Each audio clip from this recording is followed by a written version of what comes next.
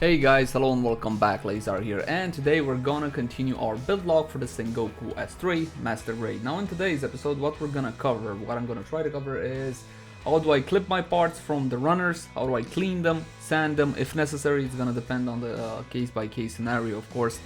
And a little bit of panel lining. Yes, so basically how you put it together, what you need to do to put it together. The actual assembly itself is nothing too complicated because the manual always highlights exactly what you need to do. A 2-year-old can put this thing together. Think about Lego. The hard part or the time-consuming part comes in when you want to clean all of these pieces in order for them to look good. Obviously, it depends on what kind of individual you are. Many of these steps you are not required to do. I do them because I want a great finish. Now, for example, we already completed a couple of pieces, let me show you.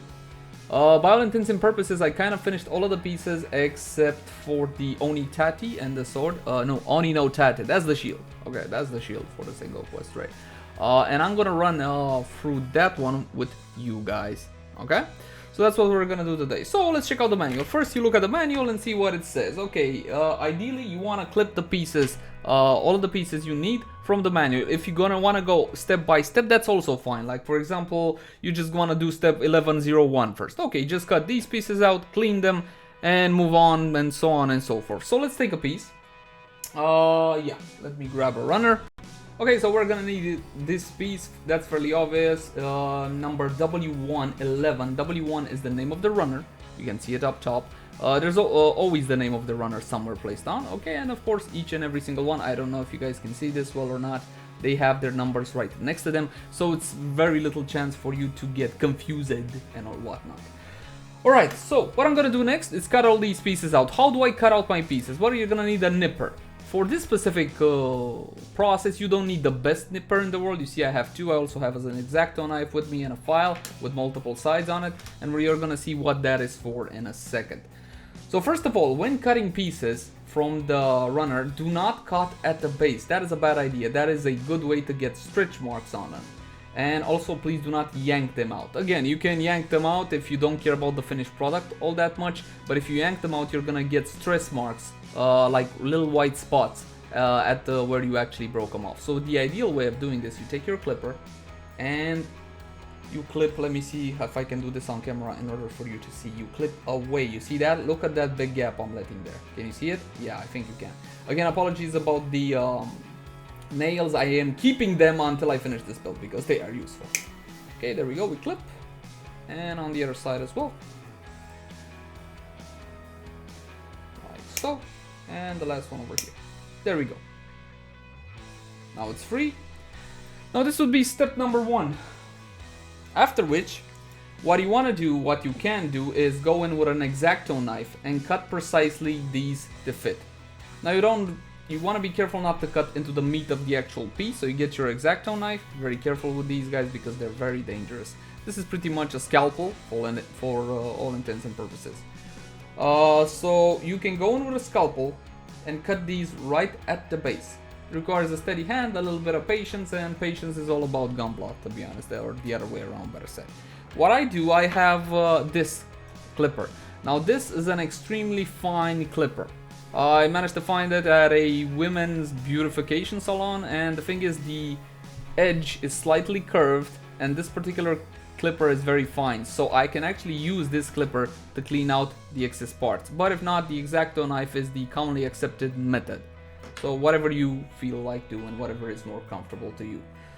So again, we're gonna try now to get as best cuts as we can. Let me try to reposition this thing so I can actually lean forward and look at what I'm doing. Okay, so we got on this piece, we got 3 nubs, 1, 2, 3. And we're gonna go in like so. Align it as best you can, look exactly how the nub is positioned and cut it away. And there is a cut. You see there is still a very, I'm not sure if you can see it right here at the tip of my fingernail. There is still a little bit of, wait, this way and this way. You see that? There's still a little bit of something. But anyway, we're gonna clean that later. We're gonna cut the additional nubs now too. Like so. There you go, I think this one is more visible. See that white part? Yeah, that happens sometimes, especially if you don't have a very sharp blade. Okay, and the final one, don't worry, we're gonna be able to clean all of those out. We're gonna make them look really pretty. And there we go, and another one right here. Okay, this is normal. These marks are fairly small. Now, for all intents and purposes, you can leave these like they are, and you don't necessarily have to... Oh, can you focus, you piece of crap? I don't know if it's focused. Anyway, you don't have to clean all of the nub marks. Some of the nub marks will never be visible on the armor of the mecha. The Gundam, sorry. There's no point in wasting time to cleaning those from my point of view. It depends on what kind of person you are, but we are gonna be cleaning the ones which are visible, like on the face of the Oni no Tate, which is his shield for the most part. So how do you clean nubs now that we got them now? They're nice and smooth. You either want to take a file. There are multiple types. These, however, from my experience, are the best. You can find these, again, either at hobby stores or women's beautification thingies. I don't know, I don't normally visit those places. These are good because they have multiple grit sandpapers. This is a harder one, softer one, and these two are made for buffing. So with one stick I can take care of all of them. Another method would be to do... Another method is to do wet sanding. You're gonna need some actual superfine sandpaper. For example, here I have 2000 grit sandpaper from Tamyia. You can get a little bit of water, cut a little bit of piece out of here, dip it in water, and water sand like that so it traps the dust particles. That is also a very good procedure, but I don't do it because honestly, to be honest, when I have like these multiple sandpapers, it kind of gives me the same results overall. So let's get rid of the most obvious nub mark, shall we? Now this is the most obvious one. I think you guys can see it. There's a little bit of white there. It's not perfectly smooth, so depending on how much meat is left from that nub, I'm either gonna go in with a higher grit, with a lower grit, or with a higher grit. The higher the grit, that means the finer the sandpaper. So we're gonna go like this. Pretty simple and straightforward. Patience, don't rush.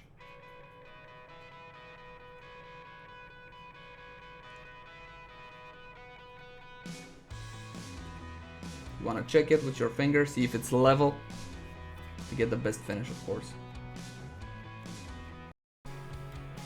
And well, that is the final result. Don't know if you guys can see that all too well or not. We have gotten rid of what we could from the nub marks. The result is decent from what I can tell. It could have done better, but then again, it could have been a whole lot worse. Now, since that is done, what would follow next is to put the whole thing together, but I'm not gonna waste all of your time in watching this. So what we're gonna do next, I want to show you guys how I panel line. Now, panel lining can be done in a number of ways. You can use Gundam markers, you can use ordinary markers, just make sure they are super fine at the tip, something like 002, or anything that is extremely fine. You can even do it with pencils, believe it or not. Panel lining matters a lot to your kit because it makes the details pop. Again, let me give you the example of the arm. All of that black in there, yeah, on the red, that is all panel lining. And the gray on the white pieces. Let me see, can you see better like this? No, it doesn't focus, does it? Yeah. As for a more pro solution to panel lining, what you want to do is mix some acrylic paints together, some paint of whatever your color you want to panel line with, and some paint thinner as well. Tamyia, what is it? Tamyia panel line accent color black. Now I use black for red parts, and I use the white, the gray panel lining color for the white parts because I think black would overwhelm it. I mean, let me give you an example over here. Okay, here you go. Here you can see the gray panel lining together with the black panel lining. All the gray and the black here are panel lines for the most part. I don't want to use black on white because I think it's a tiny bit overpowering and it kind of ruins the effect from my point of view. Obviously you can use whatever you want. There's also brown, or maybe you want to make a interesting blue like panel line color, that's okay. Now these things need to be shaken up well before you actually use them. That's the best thing about them. Okay, that is done. Let me show you an example of a panel line, shall I? Okay, we're gonna take a little bit. Okay, just dab it on. Just get some of the excess off from the brush. Okay, and this comes with its own applicator, as you can see. And we're gonna simply panel line this guy. Let me see how I can give you the best example at this. Okay, let's do this centerpiece in the front, right? So here how it looks. So we're gonna try and panel line it as best we can. This might be a little bit difficult, but I'm gonna try. Again, you just tap it on and look how it runs on the side. You see that? And don't worry about the excess. We're gonna clean that very easily with some lighter fluid. Again, dab it on the side. Look at it run through the sides. It creeps like nobody's business, which is a great thing. Alright, and that is panel line nicely, including the little details inside. You see? The notches on the side there. And now let's continue a little bit more panel lining, after which this thing kind of dries in half an hour, but don't worry, I'm gonna let it dry faster in the light, and then I'm gonna show you how I clean the panel line. So again, you dab it on and you let it flow. That's how you touch and you let it sink all the way into the cracks. Okay guys, and this is how the Oni no Tate looks, panel lined with the Tamyia panel line accent color black. Okay, we applied it. You see it's got all sorts of marks on it, but don't worry about it. I'm gonna show you how to clean it once this thing is dried. You let it dry for about, I don't know, 30 minutes, something along those lines. It's not fully dried by 30 minutes, but it's gonna be good enough for you to clean it. Okay, so we're gonna put it off to the side, and magic presto video editing 30 minutes forward. Alright guys, it should be nice and dry now. You can see because it changes color a little bit. Now, how do we clean this mess up? Because it doesn't look very pretty like this. Very simple. You're gonna need some isopropyl alcohol, or no wait, isopropyl alcohol doesn't work, never mind it. I tried it, I saw some guys say it works, it doesn't work. What you want to clean the panel lines with is lighter fluid. This is fairly cheap, I don't know, $1, $2, something like that, and then you're gonna get an amount that's gonna last you for quite a while. You're gonna need a tray or something to squirt it in. Okay, so we're gonna just put some, basically benzene, okay, that's what it is. Don't worry, this lighter fluid doesn't really smell all that bad, but then again, what can you do? And you're gonna need a bunch of cotton buds and something to wipe the excess on, like toilet paper, tissue, whatever. People don't like the word toilet paper for some reason. What's wrong with toilet paper? I don't get it. But anyway, are we recording? Yeah, good. Dab it in. You don't need all that much. Wipe the excess off. And now look at this mess. You see this mess? Right, we're gonna go in like so. Look at it disappear. Perpendicular, so you don't actually wipe the panel lines as well. Take your time, be careful, and this is a pain to do on camera. I'm not being very precise. And look at that, it's gonna come right off. Look at that. Freaking amazing, isn't it? And this is how you clean it, for the most part. You take your time, you don't rush. You make sure not to clean the actual panel lines as well. The ones that are deep panel lines, those are not as easy to wipe off, but these small little finicky ones, these super shallow ones, these are a pain in the arse, but don't worry, we're gonna clean it nicely.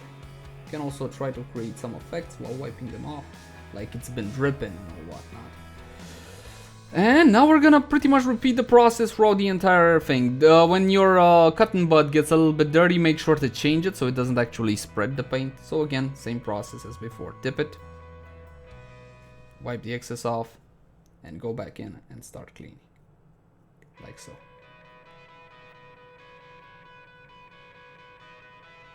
Now we're gonna clean the entire thing and then see the final results for this piece. And I think that's pretty much it. So let's see the results. Panel lines right now are pretty much clear, no more smudges, no more creases. I'm not sure if the camera is picking up every single little aspect of it though. So the lighter fluid really does a good job at cleaning out the panel lines. Now pretty much is ready for assembly, after which we're gonna coat it, maybe apply some decals as well, we're gonna see. But yeah, this is mostly how I panel line my kits. The results I get are phenomenally better than stuff like markers and all whatnot, and the Tamyia panel line accent color is a whole lot cheaper than you might think. I think it's like $3-4 that jar, and that jar will last you for a lot of kits for the most part. So this is what I recommend. Easy cleanup with lighter fluid, which again is a pretty cheap product, and you don't need to buy a lot of it either. You get plenty for cleaning everything you need on a kit, 2, 3, 4, 5 kits, depending on you, of course, how much you want to use. And the results from my point of view are absolutely epic. I love it. Anyway, that's gonna do it for part 2 of the build log. See you guys in part 3. I don't know what we're gonna do in part 3. Perhaps I think that'll be the finishing part, or maybe apply decals, or maybe top coat. Top coat is gonna be difficult because I can't show you where I spray. I can't film on my balcony.